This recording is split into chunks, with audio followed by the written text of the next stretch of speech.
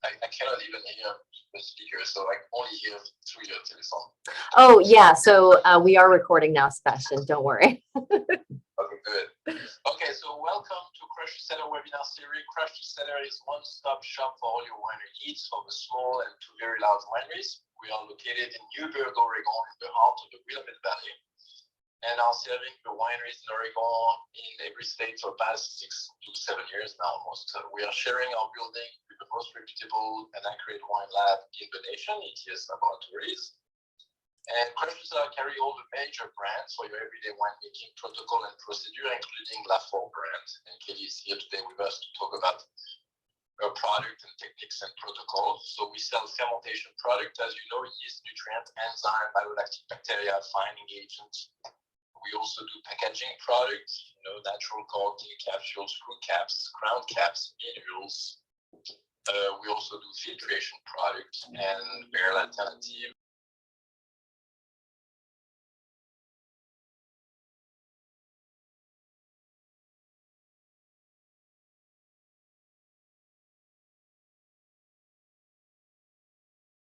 Kelly Gifford from Laffort. So, Kelly, can you introduce yourself?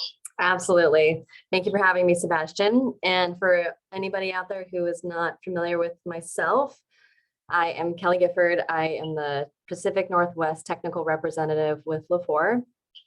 I have been working in the wine industry for a few years now. I started in California. I went to UC Davis and worked in Sonoma and Napa counties, and made my way up to Washington. So I'm in the Tri-Cities in Eastern Washington now, and I service Oregon, Washington, and Idaho.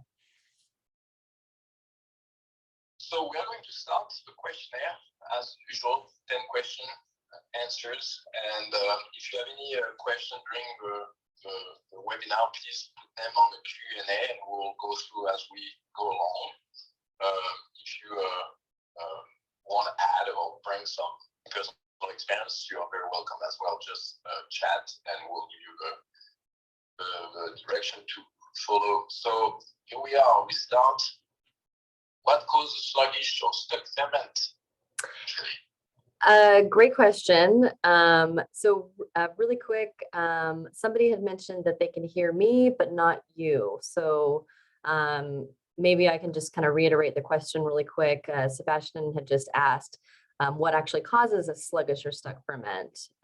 So one of the culprits, oops, I just heard myself through the phone,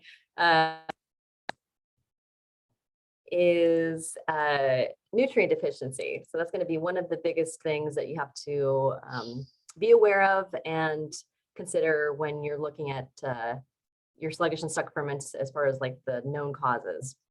So at some point during your fermentation, you either missed an add or miscalculated the additions, and there was a deficiency. And so you've got this population that's angry. They didn't get enough nitrogen or trace elements, and so you get this kind of hangry population, as I like to call it. There's a minimum nitrogen requirement typically with fermentations, and you would need to sort of adjust up or down. Excuse me, not down, up from there, depending on your potential alcohol. So nutrient deficiency is definitely one of the bigger factors in what actually causes a sluggish or stuck ferment. Another one is excessive sugar. This isn't really an issue with the Willamette Valley or kind of Oregon in general, but there are warmer sites in Oregon, and for example, like in California, where you can get bricks in excess of like 30 plus.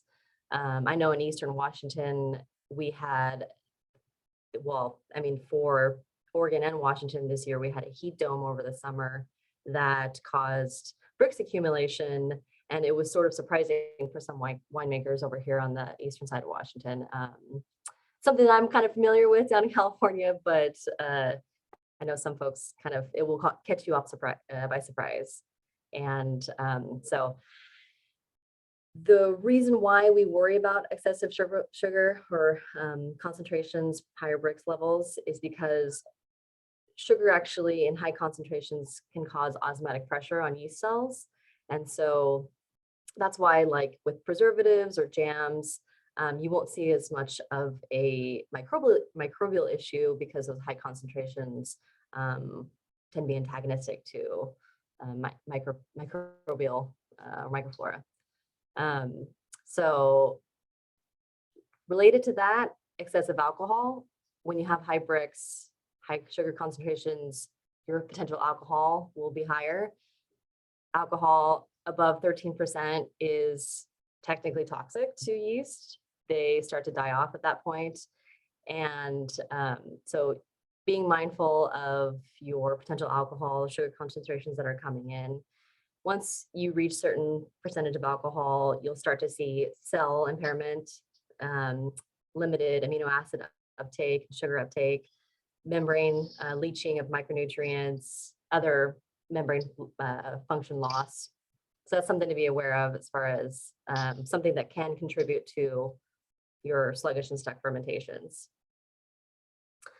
Another thing that kind of falls into the extreme category or extreme temperatures. So whether that's hot or cold, I know that for myself, I get pretty cranky if it's hot outside. So you can imagine that yeast tend to get a little fussy if it's too hot, or even, some folks don't really love cold temperatures. So sort of being mindful of the happy place that yeast like to live in. We actually have, with all of our yeast, we have a chart that sort of lines out all of the different parameters, temperature included, that yeast will perform at in those ideal conditions. So choosing a yeast strain that can tolerate, either warmer temperatures if that's going to be an issue for you, or colder temperatures if that's kind of where you fall at, is something to be mindful of as well. Another thing to be aware of that can cause a sluggish or stuck fermentation is competitive microbes. So a lot of times people will have native malolactic fermentation kick off, ML bugs that'll kick off, or maybe they even co-ferment and they actually start it themselves. And what you'll see sometimes, if it isn't successful, or those microbes, they kind of weren't there, not something that you wanted to see in the first place, you'll see things like VA production that gets elevated, and that can be inhibitory to your Saccharomyces. So being aware of the fact that those competitive microbes can cause an issue is one of the known causes, and definitely something to consider. They actually can be a cause of the stuck ferment as well as sort of a result. So if you have higher pH and your yeast are struggling, it sort of allows an opportunity for them to kind of build up and thrive and cause a bigger issue. So there's those things to consider as well. I think some people aren't always aware that other species besides like Lactobacillus and Pediococcus can cause issues. I mean, Brettanomyces, in addition to like unwanted off aromas and flavors, actually can produce organic acids that can be inhibitory or antagonistic to Saccharomyces. Obviously, the acetic acid, that definitely is an issue, especially at elevated levels. And there's a few other things that can be antagonistic to your Saccharomyces that will cause issues with kind of completing fermentation. A couple of other things that people may not be aware of. One, I think some people are very aware of the sulfur applications. You either get sulfur sprays in the vineyard that maybe they went a little crazy and you've got some excess coming in with the grapes, or maybe somebody added some sulfur onto the grapes in the bins as they're coming in. So large doses of sulfur definitely can be an issue for Saccharomyces to complete fermentation. Saccharomyces actually does produce sulfur as a byproduct, but it's just when you have excessive amounts that will usually cause issues and cause toxicity to the yeast. But usually it's a sensory issue when you start getting larger concentrations like that. And then something else that people don't consider is pesticides. They actually can cause inhibition on membrane function. So just being aware of your neighbors or yourself, spraying, things like that. Those things can be good, kind of, okay, yeah, that's, something that could be causing an issue too. So.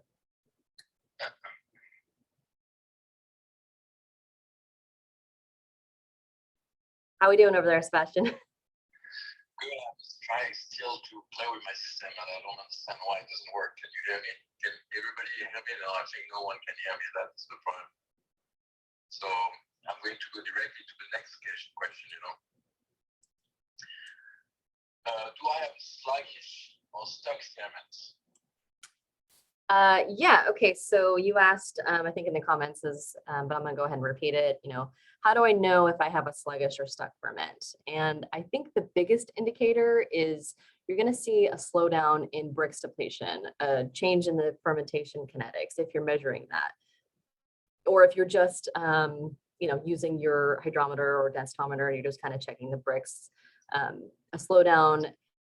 If you go from, say, like 3 Brix a day, drop off 2 Brix, and then all of a sudden it goes to like 1, or, slows down to, a half a Brix, or even less than that. That's definitely a very big indicator and red flag. Stressed yeast will produce sulfur byproducts, and so you'll start to smell reductive characteristics and sort of those H2S kind of stinky, unpleasant aromatics in your ferment. And those are all just signs of a stress ferment, and could be an indication of a sluggish or potentially a stuck ferment.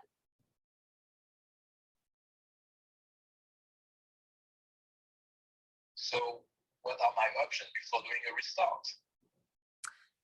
So doing a full restart is a pain for a lot of people. And so it's understandable that you would want to try anything besides start doing an actual restart. And so I've kind of listed out a few potential options before jumping into a full restart. And the one thing I ask people first is, consider logistics. Consider, do you have time to do a full restart? It is a lengthy process, and it is time consuming. So do you have enough time to actually baby this tank? Do you actually have the tank space? Are you able to transfer volumes from one tank into a smaller tank, do a full build up and then transfer it all back? Do you have the manpower or woman power? Do you have a cellar crew that can help, make this happen for you? Or do you yourself, are you able to do that? Do you have the extra, money set aside to pay for all the extra products that are going to be required to accomplish this? So these are just considerations that I like to have people be aware of before they jump into a full restart. Another thing, kind of piggybacking on that, is something that I like to call let it ride. And essentially, it's just some winemakers, rather than going for the full restart, they will wait it out. They will, possibly stir up the tank. They'll try some other anecdotal tricks to just kind of see if it'll keep moving along. And perhaps it is still ticking along, even though just slowly. So in those cases, we salute you.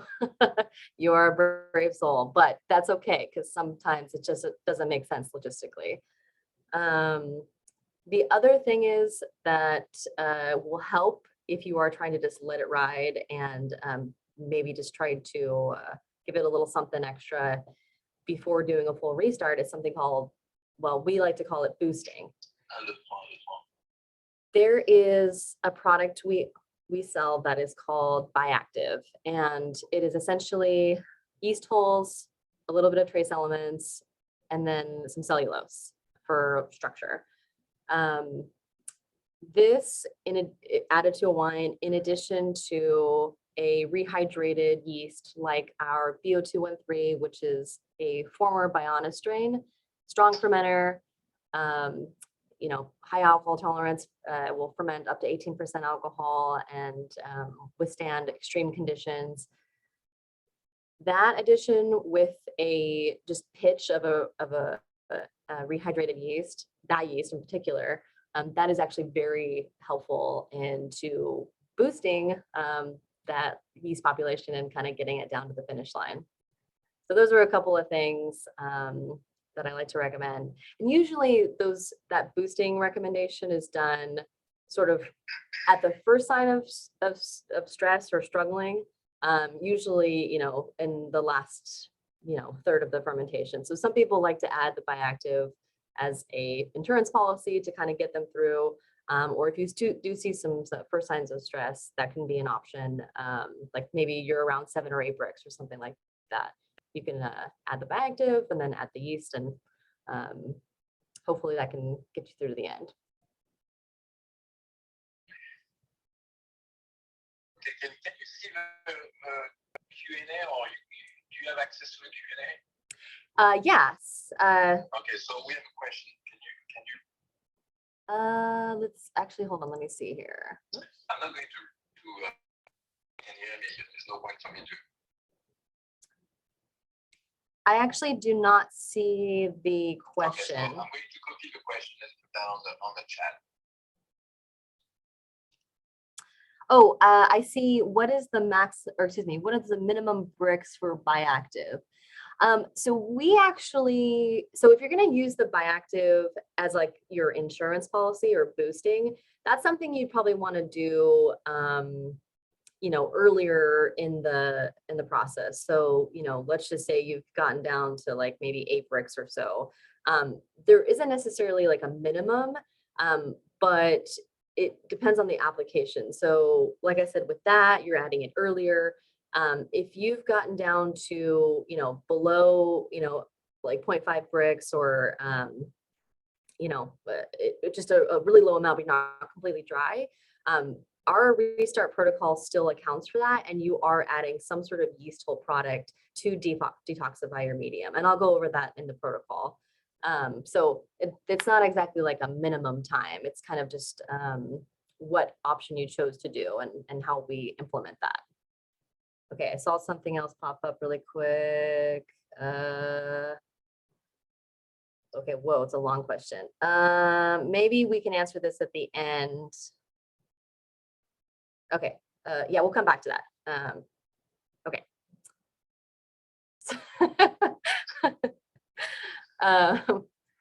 Okay, yes. What are the recommended action in preparation for restart? Okay, yes. So, at this point, we've decided, all right, we are going to go ahead and move forward with the restart. There are a few things that you want to consider in preparation for that. And the first would be getting a big picture overview of your wine and the chemistry. So there's a few minimum things that you kind of need to measure, and then a few things that I think are helpful. So the first is you want to have an understanding of where your VA is at. Is it elevated? Is it still within range? How much sugar you have remaining? You can just get a basic measure of your residual sugar, just however much is left. Your ethanol, your malic acid, and so those are just the minimums that we like to see.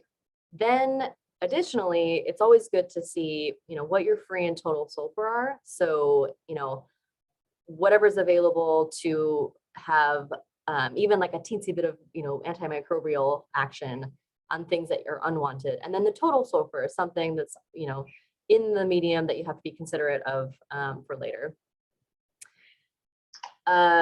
Also, fructose separate from glucose. So if you can measure your glucose and fructose as a separate components, then that's great, because usually what happens is you'll have a glucose and fructose ratio of 1:1 initially, and then as the fermentation goes on and you get higher amounts of alcohol, the yeast prefer glucose, and so they'll burn through that faster, and then you'll have fructose left over.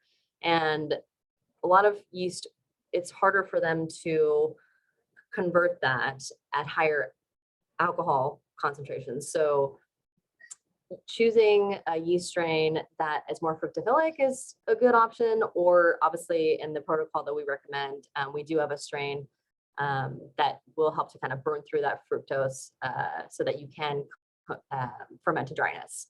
And then the last one is having an understanding of your microbial population. So if you have a plating setup and you're comfortable using that, or you're able to, you know how that works, you can use that. A lot of folks though do use Scorpion, which is a test that ETS offers. It's easy. You just send them a sample and they run the analysis for you, and they tell you exactly what your cell count is of different species, either yeast or bacteria. So that's really convenient. Something else that you have to consider is if your VA levels are elevated. I have had some folks that are above legal limits in some cases. That is not only inhibitory to doing a restart, it's also something that, you know, the TTV doesn't really like either. So you might have to consider reverse osmosis to remove some of that volatile acidity or VA. In addition to that, you may also consider an enzyme like lysozyme to kill off some of that bacteria that could be causing an issue. So a couple of corrective actions that you could take as well. Not that this is an issue. I don't really recommend this typically, but it is an option. If you have really high alcohol, you can do a de-alc step as well to kind of bring down the alcohol if it is really high. I think this is a given, but some people forget that it's really important when you're doing just good winemaking practices, but especially in situations where you're having to take corrective action, to record everything. You want to take good notes. You want to document all of the steps that you took and any issues that came up, so that in the future you can either avoid it, or at least you have a reference to help you out a little easier.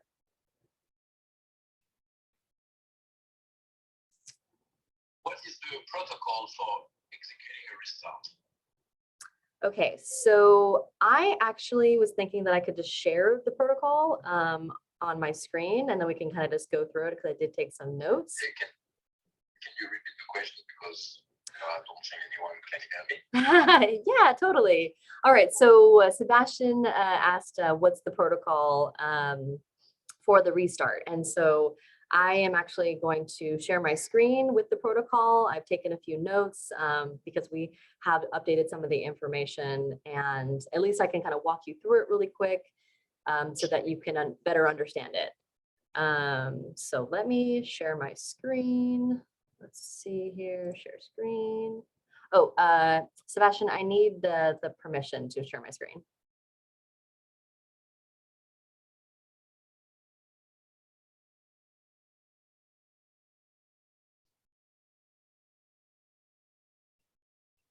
Okay, so let's go ahead and do that. And hang on a second. Oops. Where are we at here? Share. Okay, I hope everyone can see my screen. Sebastian, can you see my screen? Okay. Yes. Okay, perfect. So at least we have that. If anyone cannot see my screen, please let us know in the chat section. Okay, so this is the restart protocol that we actually have on our website, and that we, I think, have in our handbook, and you know, a number of other places. The reason why I wrote some notes is because it's a very effective restart protocol. However, some of the verbiage can be a little bit confusing, so I like to clarify that. One of the things they list on the top here is that it is an example for 100 hectoliters of stuck wine.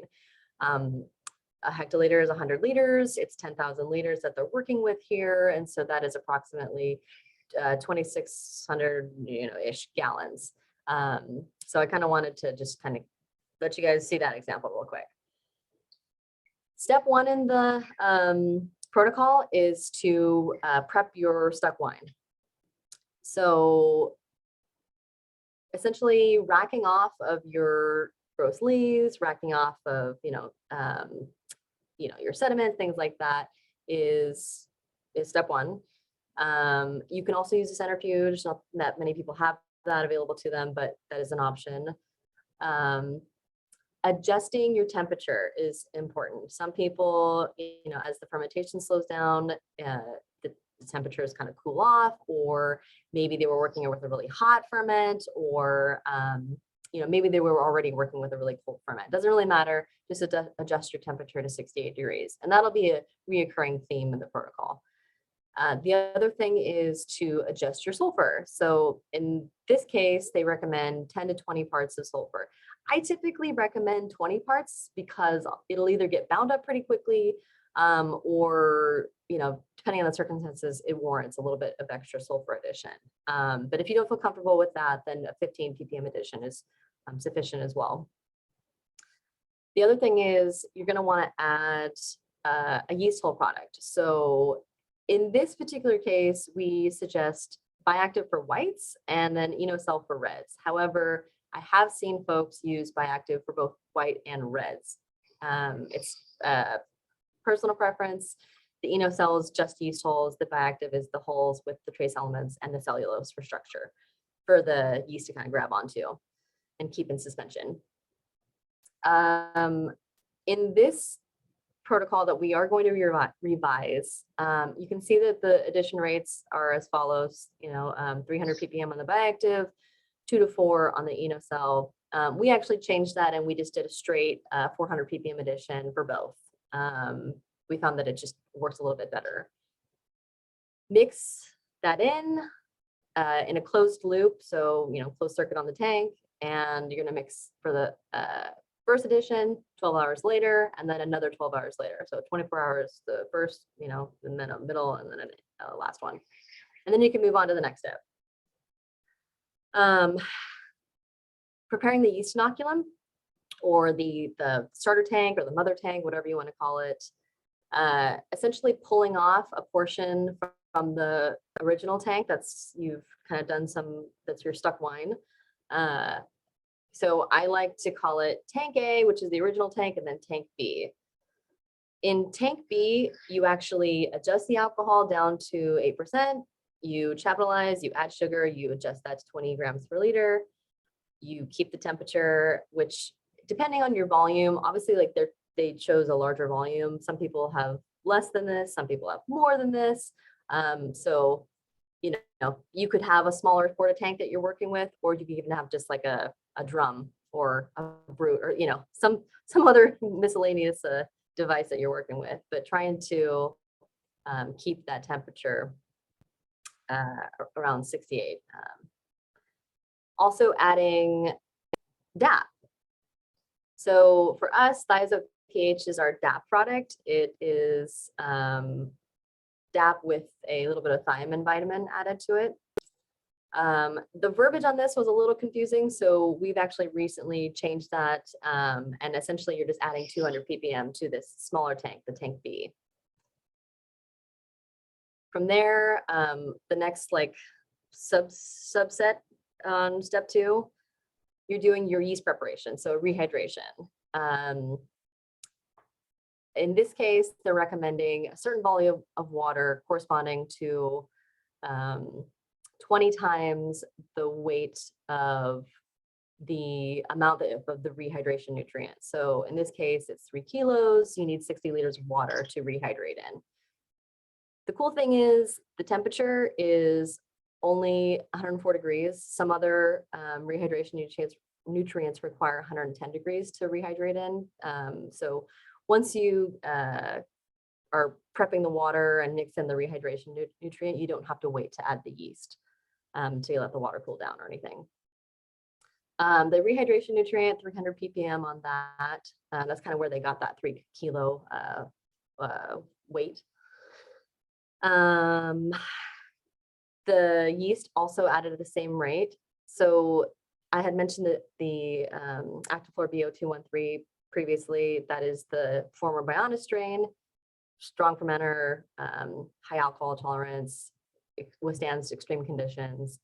That goes in, you mix it in, wait 20 minutes. Then you're going to add wine from that starter tank, tank B, to the rehydrated yeast in a third of that volume of that water. So like it started out with this example with 60 liters, you're adding 20 liters. And that's sort of like an acclimation step, similar to what you would see in like a normal rehydration protocol. Wait 10 minutes, let it cool down to 68, and try to keep it at that temperature. It'll maybe kind of bump up to like 77, but kind of keeping it in that range. So as you might have seen in other rehydration protocols, and in this case, trying to keep the time frame that you're doing this step to 45 minutes, because the temperature can kind of spike. It has nutrition already built into it. It's a strong fermenter, so it's going to want to, produce a lot of that biomass and kind of create some heat from the energy from that kind of getting going. So just be aware that the temperatures can spike, so just kind of keep it in that time frame. Okay, so yes, adding that yeast preparation to that tank B, that kind of starter tank. What you do at that point is once you've added it in, you're also, again, making sure the temperatures are right at 68. From there, you're going to monitor and see, kind of observe when fermentation starts.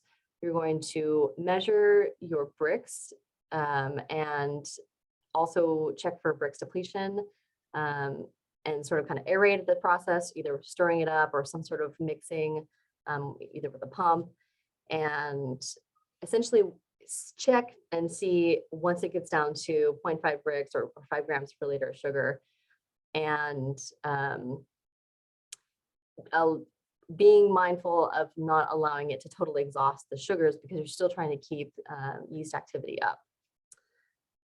Once it gets down to that point, you double the volume. So you take wine from tank A, put it in tank B, keeping, obviously the temperature consistent, and kind of do the same thing. Measure the Brix depletion, obviously aerating, when the fermentation's active. And at that point, you can move on to step 3. If you had started with 5 grams per liter of sugar or less, which happens for a lot of people, and they're like, what do I do?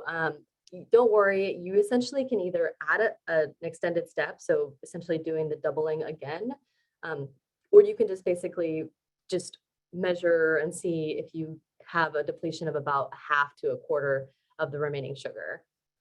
There's a couple of ways to measure this. You use a hydrometer, run enzymatics and glue-through, or if you have a densitometer, that works too, but sometimes it can not read as correctly as you get down to 0. So just some things to kind of keep in mind.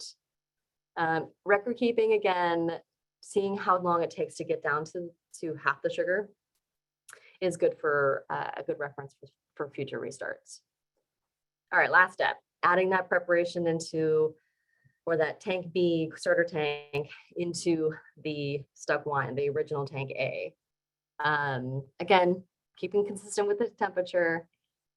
Once you've added that in, adding in NutriStart.org or another a amino acid derived nitrogen nutrient. So in this case, the NutriStart.org is 100% organic source nitrogen. It contains no DAP. And for us, we recommend 300 ppm on that to the total volume, which is in tank A. Homogenize and then monitor the Brix or the sugar over the next week. And that should get you there. I say more times than not, people find success with this protocol.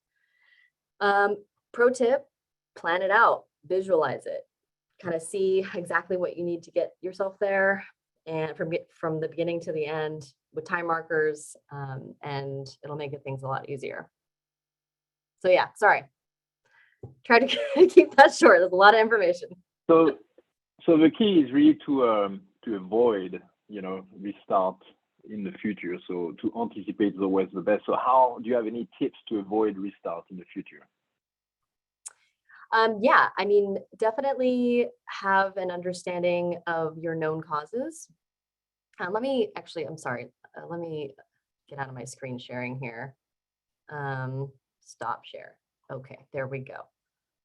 Sorry about that. Yes, so being aware of the known causes. One of the things that people tend to maybe overlook is yeast selection, nutrients, rehydration nutrients, sort of, reinforcing your cell wall.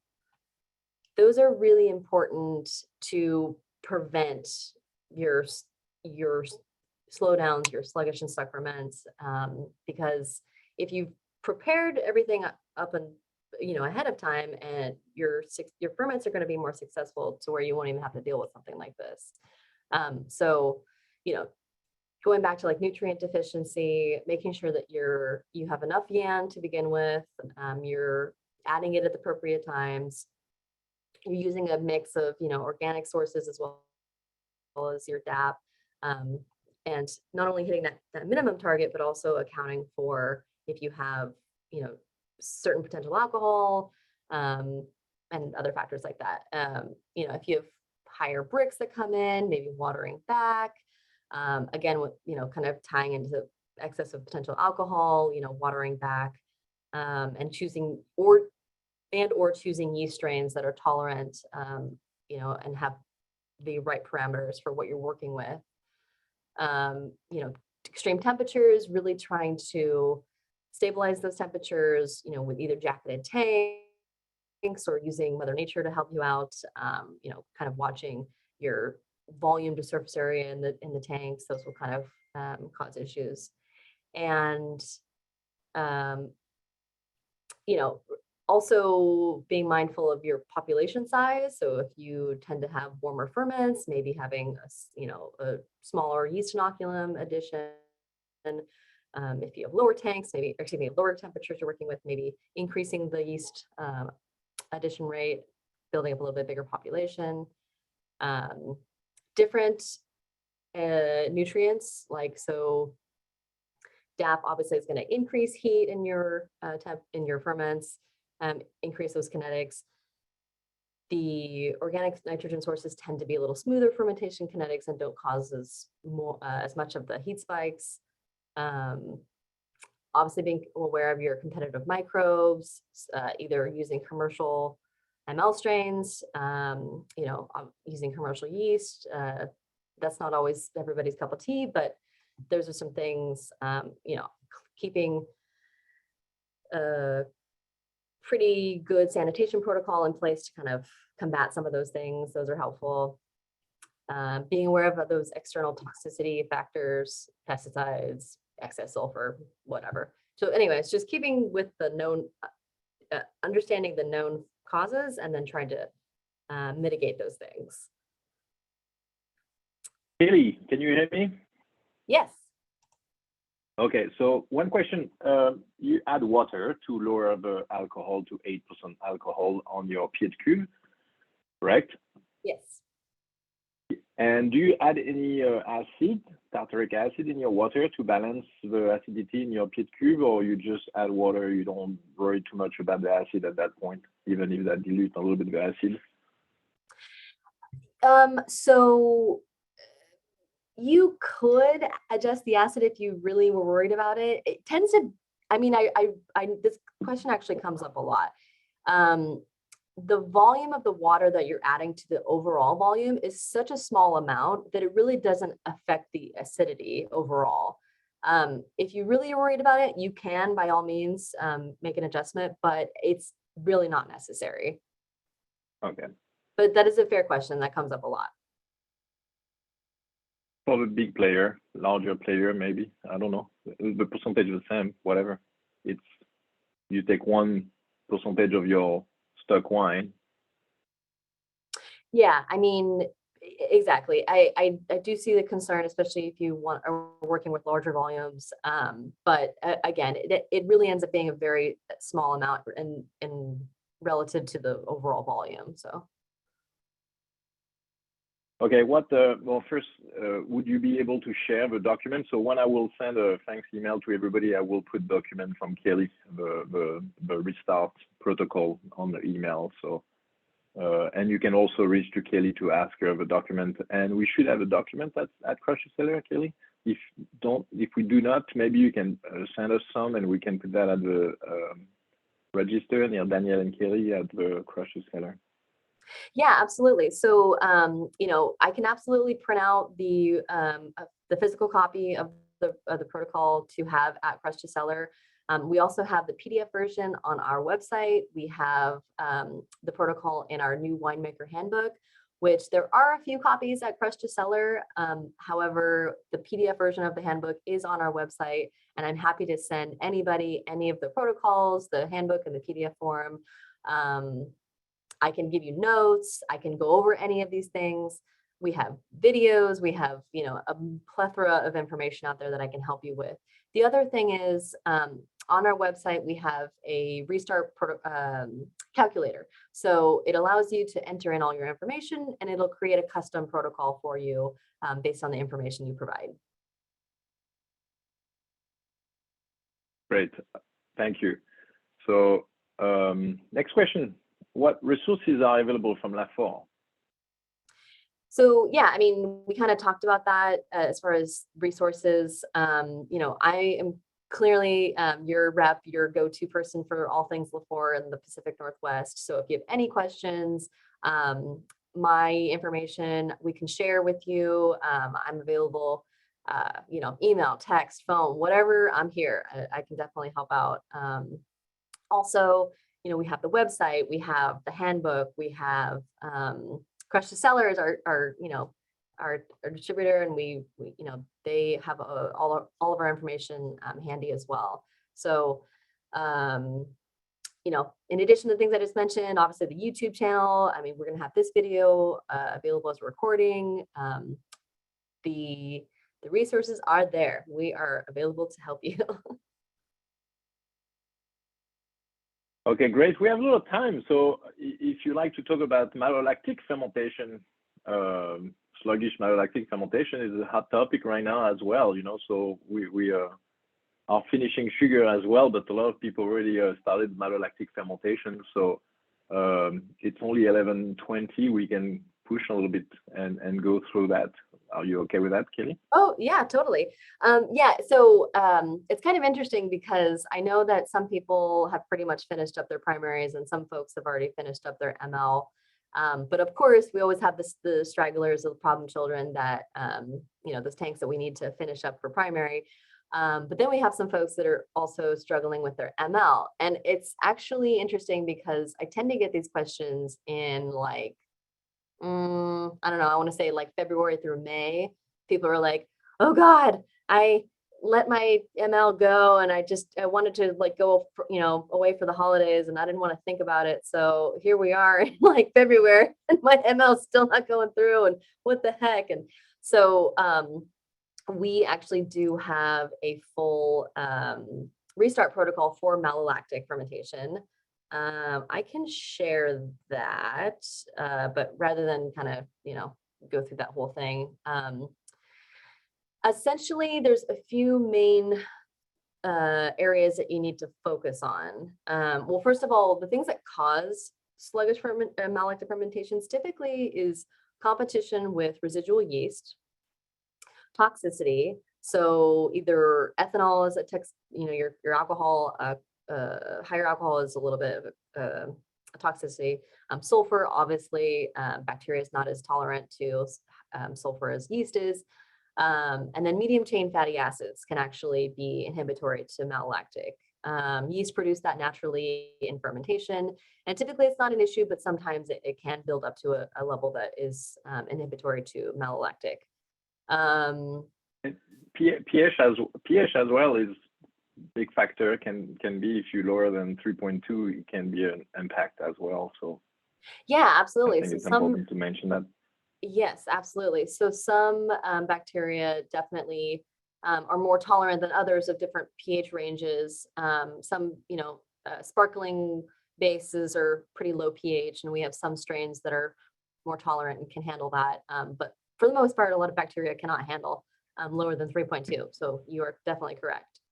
If there's if there's a deficiency in the biome for the bacteria, and also even just like low nutrient levels, those are all kind of causes of sluggish ferments for malolactic that you need to be considerate of. Okay, so yeah, so pretty much just the restart for the malolactic fermentation is comprised of 4 different things. So decreasing competition with your residual yeast, either racking, filtration, some method of reducing that population, kind of removing it. Detoxifying the medium, so the same with the yeast, using some sort of yeast hulls that actually sort of pull out some of those toxins, absorb, and then you can kind of rack off with those. Using reliable bacteria preparation. So a lot of times when I'm suggesting commercial strains, at least from us, my favorite is the Lactaenas B7 Direct.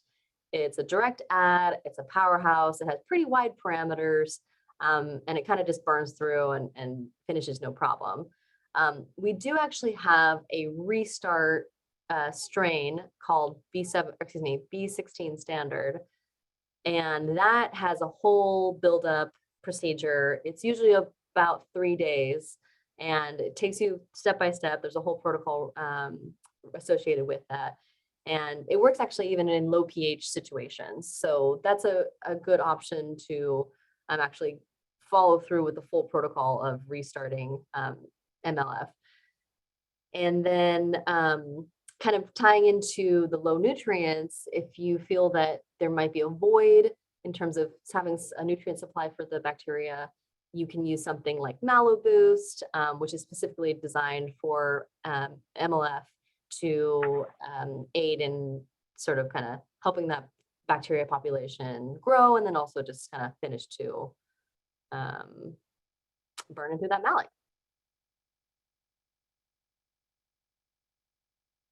How can I avoid to go through all that for malolactic restart in the future? How can I, again, anticipation, I think is very important. That fermentation, stock fermentation, glucose fructose stock fermentation, but also malolactic fermentation. So how can we, avoid that? Yeah, exactly. So we definitely want to try to avoid this, so we're not having to deal with it in February and May when we want to be prepping for bottling, or at least just not having to deal with it and wrap things up. So yes, basically similar kind of theme as the yeast alcoholic fermentation restarts, knowing what those causes are and mitigating them before you get to the point of needing to do a restart. That's really important. Having a healthy primary fermentation also is really important. If you have happy yeast that complete to dryness with your alcoholic fermentation, your primary fermentation, they actually produce less medium chain fatty acids, which are toxic and inhibitory to your bacteria. So healthy primary, healthy MLF. And then also just recording everything, like we had mentioned before. It sounds silly, but you'd be surprised how many people just think, yeah, I'm gonna do everything off of memory, and I have a mind like an elephant, and I'm gonna recall everything. And so record everything. It helps. Pro tip. Okay, again, what resources are available at Laffort? Can you point people who have problem? You there, you here to answer questions. So yeah, I mean, it's exactly like we have with the primary fermentation restarts. We have all of the protocols associated with it, the culture buildup, the actual protocol for the restart. We have the handbook, we have the website, we have Crush Distillery, we have me, we have the YouTube channel. I mean, there's so many different resources available. I don't think we have on our website the calculator associated with the MLF restart. I could be wrong. I have to double check that. But regardless, like I'm available to help walk you through all those steps as well. So yeah. Okay, great. So we can go to the long question we had. We have a site that almost every year struggle with sluggish and or stalled out fermentation. The entire site tends to run low on Yan, so we do add yeast nutrient each year. One of the varieties, Pinot Noir, always finish, but the Gamay always struggle. And typically around 2 to 4 bricks, we see Brettanomyces character develop and VA rise quickly. Sometimes the Gamay complete, and sometimes it's still around 5 to 1 bricks. We have tried several restart methods over the years, and I really haven't figured out a good solution.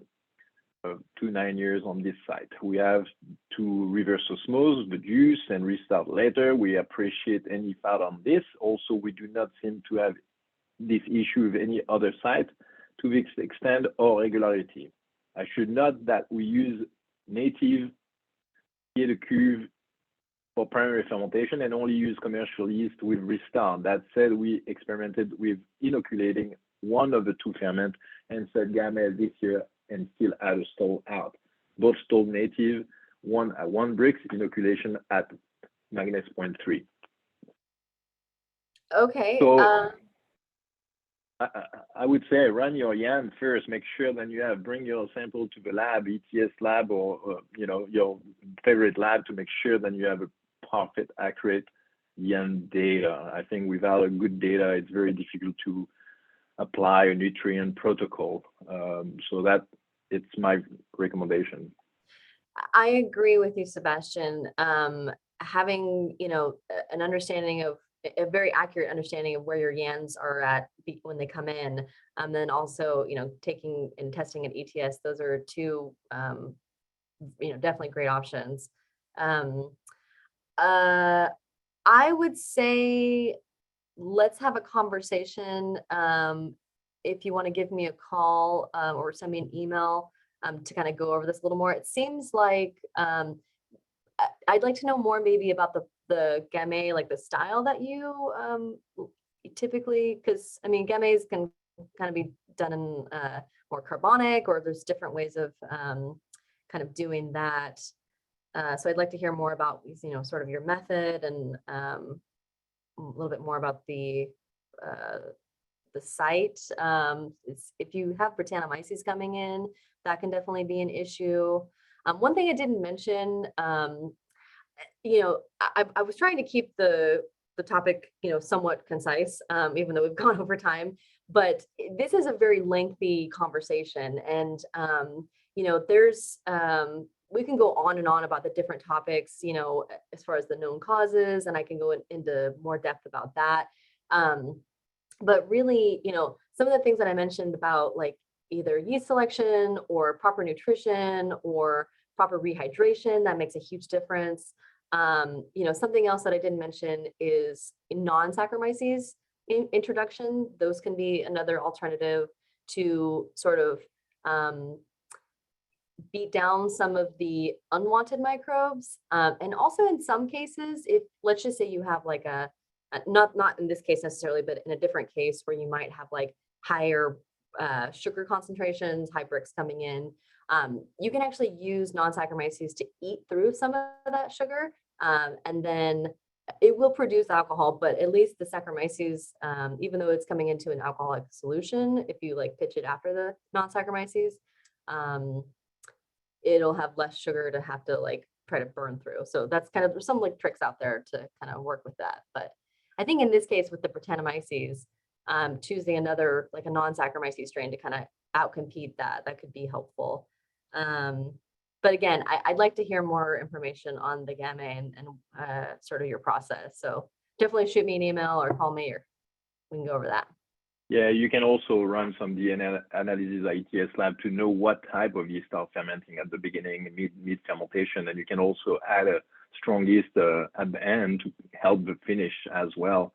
So if you really want to do like a indigenous fermentation, you can, but at the end it may be important also to, if you have a difficult site, stick to a very close nutrient protocol and help with a strong yeast at the end to help it to finish, you know. So I think it's the recommendation, but I think a phone call with Kelly at that point, one-on-one will be, I think, the most appropriate. Okay, I think we cover a lot. So Kelly, you can, thank you very much. You can get all the information and protocol from Kelly directly.